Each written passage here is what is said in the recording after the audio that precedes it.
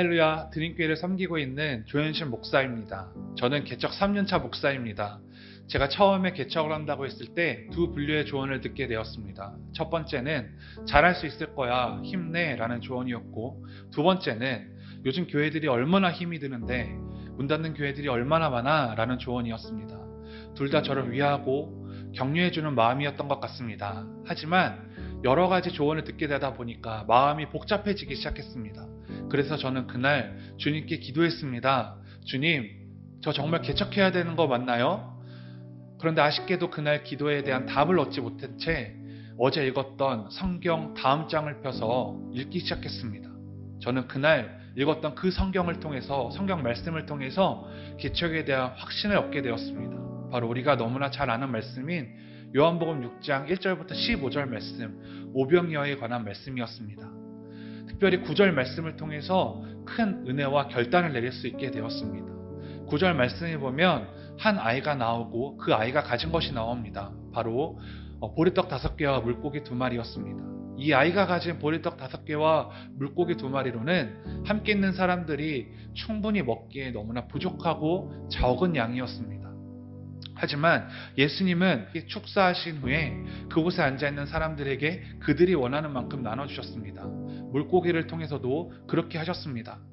사람들은 모두 실컷 먹었습니다. 저는 개척을 준비하며 여러 가지 마음으로 복잡하고 집중하지 못할 때 오병이어를 바친 이 소년을 묵상하게 되었습니다. 이 소년이 보리떡 5개와 물고기 2마리를 건넬 때의 마음은 어땠을까? 자신이 가진 전부와도 같은 보리떡 5개와 물고기 2마리 전부를 다 드리기에는 큰 결단과 용기가 필요했을 것 같았습니다. 왜냐하면 한 치 앞도 내다볼 수 없는 연약한 소년에 불과했기 때문입니다. 이 모습이 마치 개척을 준비하는 저의 모습을 보는 것 같았습니다. 하지만 이 소년은 자신이 가진 전부를 드렸습니다. 예수님은 이 소년이 드린 오병이어를 가지고 기적을 일으키셨습니다.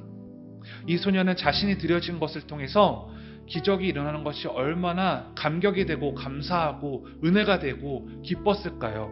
사랑 여러분, 우리 삶에서 또 내가 속한 공동체 안에서 예수님의 능력이 나타나려면 오병이어를 드린 소년처럼 우리도 예수님께 드려져야 합니다. 우리가 예수님께 드려질 때 무엇을 가졌냐, 얼마를 가졌냐는 중요하지 않습니다. 사회에서의 위치가 어떠냐, 또 내가 누구를 알고 있느냐도 중요하지 않습니다. 오병이어를 드린 소년처럼 내 중심을 다해서 예수님께 드려져야 됩니다. 나는 작지만 이 작은 것을 드려도 예수 그리스도의 능력이 임하면 역사가 일어날 것이라는 믿음이 필요합니다. 작게는 나 자신, 그리고 우리 가정, 직장과 사업자, 교회, 내가 속한 공동체에 나의 오병이어를 드리는 것입니다. 그렇게 된다면 내 희생과 헌신, 사랑과 섬김은 오병이어에 불과할 수 있지만 내가 속한 곳에 나의 중심을 담아 예수님께 바친다면 예수님의 능력이 2배가 가라앉고 그물이 찢어질 만큼 충만하게 흘러 넘칠 거라 믿습니다. 저는 이 말씀을 붙잡고 내 모든 것을 내려놓기로 결단해서 개척을 하고 지금 이 시간까지 오게 되었습니다. 개척을 준비하면서 흔들렸던 마음과 어지러웠던 생각에서 이제는 내 자신을 예수님께 드리게 됨이 얼마나 감사한지 모릅니다. 교회에 많은 사람들이 모이거나 엄청난 부흥이 일어나진 않았습니다. 하지만 예수님을 믿지 않았던 사람들이 교회에 나와 예배하기 시작했고, 교회를 오랫동안 떠났던 사람들이 다시 교회로 돌아오기 시작했습니다. 그 일들이 저에게 있어서는 오병이어의 기적과 같습니다.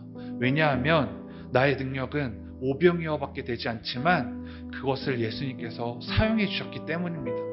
사랑 여러분, 우리 모두는 힘든 시기를 겪고 있습니다.